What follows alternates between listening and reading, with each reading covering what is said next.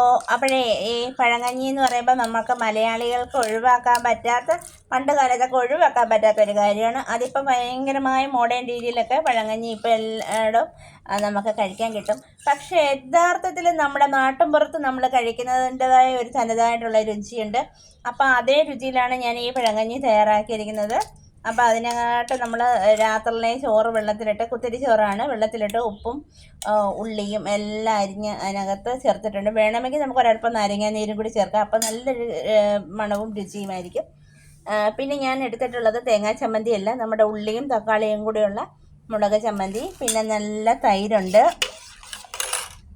പിന്നെ ഉപ്പുമാങ്ങയുണ്ട്, പിന്നെ അതുപോലെ തന്നെ നമുക്ക് പഴങ്കഞ്ഞി കഴിക്കാനായിട്ട് തയ്യാറാക്കിയ കടുകുമാങ്ങയുണ്ട്. പിന്നെ അപ്പം എൻ്റെ കയ്യിൽ ഉണ്ടമുളകും ഒന്നുമില്ല. അപ്പം ഞാൻ നമ്മുടെ സാധാ ഒരു പച്ചമുളകാണ് എടുത്തിരിക്കുന്നത്. അത് മതി നമുക്ക്. തൈരും പച്ചമുളകും ഉണ്ടെങ്കിൽ നമുക്ക് ഊണ് കഴിക്കാം. പിന്നെ ഇന്നലെ വറുത്തുള്ള അയില ഫ്രൈ ഇരിപ്പുണ്ട്. അപ്പം നമുക്കിതൊന്ന് പാത്രത്തിലോട്ട് സെറ്റ് ചെയ്യാം.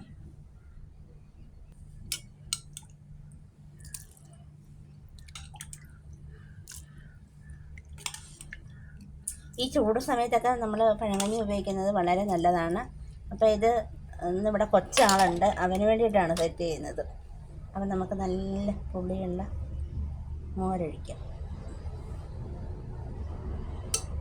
പിന്നെ നമുക്ക് ഒരു പച്ചമുളക് വയ്ക്കാം. വലിയ ആഡംബരങ്ങളൊന്നുമില്ലെങ്കിലും നമുക്ക് പഴങ്കഞ്ഞി നല്ല സൂപ്പറായിട്ട് കഴിക്കാം. അപ്പോൾ ഇത് മുളക് ചമ്മന്തിയാണ്. തേങ്ങാ ചമ്മന്തി വേണ്ടുന്നവർക്ക് തേങ്ങാ ചമ്മന്തി ഉപയോഗിക്കാമല്ലോ. പിന്നെ നമ്മുടെ നല്ല കിടിലൻ ഉപ്പുമാങ്ങ,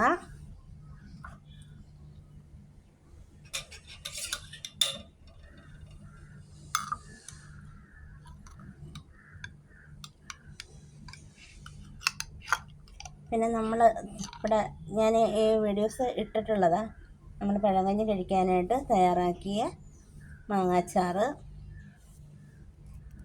പിന്നെ വേണമെങ്കിൽ നമുക്ക് ഇതിനകത്ത് ഉണക്കമീനൊക്കെ ഉപയോഗിക്കാം. അപ്പോൾ ഇവിടെ ഉണക്കമീൻ്റെ ഉപയോഗം ഒരുപാട് കുറവാണ്. അപ്പോൾ ഇവിടെ ഉണക്കമീനല്ല ഞാൻ എടുത്തിരിക്കുന്നത്. അപ്പോൾ ഞാനൊരു മീൻ പൊരിച്ചത് വെച്ചിട്ടുണ്ട്.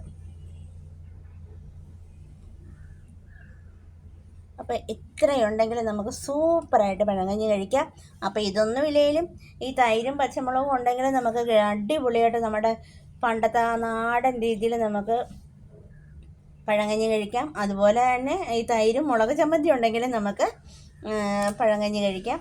അപ്പോൾ എല്ലാവർക്കും ഈ പഴങ്കഞ്ഞി വീഡിയോ ഇഷ്ടമായി കാണുമെന്ന് വിചാരിക്കുന്നു. അപ്പോൾ ഇഷ്ടമായാൽ ഉറപ്പായിട്ടും എൻ്റെ പേജൊന്ന് ലൈക്ക് ചെയ്ത് ഫോളോ ചെയ്യാൻ മറക്കരുത്. അതുപോലെ എൻ്റെ മിനി ഹോം കുക്കിംഗ് എന്ന യൂട്യൂബ് ചാനലും ഒന്ന് സബ്സ്ക്രൈബ് ചെയ്ത് സപ്പോർട്ട് ചെയ്യാൻ മറക്കരുത്. അപ്പോൾ യൂട്യൂബിൽ കാണുന്ന സുഹൃത്തുക്കൾ എൻ്റെ മിനി ഹോം കുക്കിംഗ് എന്ന ഫേസ്ബുക്ക് പേജ് ഒന്ന് ഫോളോ ചെയ്ത് ലൈക്ക് ചെയ്യാൻ മറന്നു പോകരുത്. അപ്പോൾ നിങ്ങളുടെ എല്ലാവരുടെയും സപ്പോർട്ട് എനിക്കുണ്ടാകണം. നമുക്ക് അടുത്ത വീഡിയോയുമായി കാണുന്നവരെ എല്ലാവർക്കും ടാറ്റാ, ബൈ.